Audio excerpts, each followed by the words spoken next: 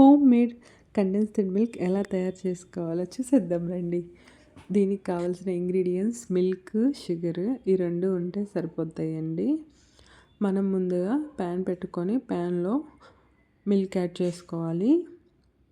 Milk ఇలా బాగా boil అవ్వాలండి. బాగా మరిగించుకోవాలి మిల్క్ని. ఇలా మనం పోసుకున్న మిల్క్ మొత్తం కూడా ఆఫ్ అయ్యేటట్టు మరిగించుకోవాలి బాగా. ఈ విధంగా బాగా మరిగించుకోవాలి పాలని. ఇలా మరిగిన పాలల్లోకి షుగర్ యాడ్ చేసుకుందాము. నేను హాఫ్ లీటర్ మిల్క్కి 100 గ్రామ్స్ షుగర్ యూజ్ చేస్తున్నాను. ఇప్పుడు ఈ షుగర్ని మనం మిల్క్లో యాడ్ చేసుకొని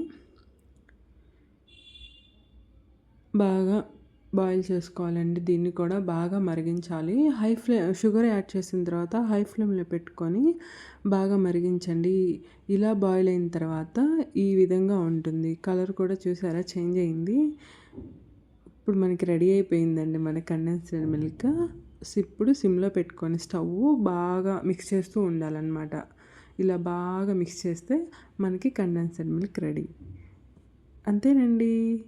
ఎంతో టేస్టీ కండెన్స్డ్ మిల్క్ హోమ్లో ఎలా తయారు చేసుకోవాలో చూసేశారు కదా. దీంట్లో మనం ఏ ప్రిజర్వేటివ్స్, కెమికల్స్ ఏం కలపం. ఇంట్లో చేసుకోవడానికే ట్రై చేయండి. కొంతమంది దీంట్లో మిల్క్ పౌడర్, ఫ్లేవర్ కోసం వెనిలా ఎసెన్స్ అలా కూడా యాడ్ చేస్తారు. కానీ నేను అవన్నీ కూడా ఏం యాడ్ చేయలేదండి. నాకు ఇలానే ఇష్టం.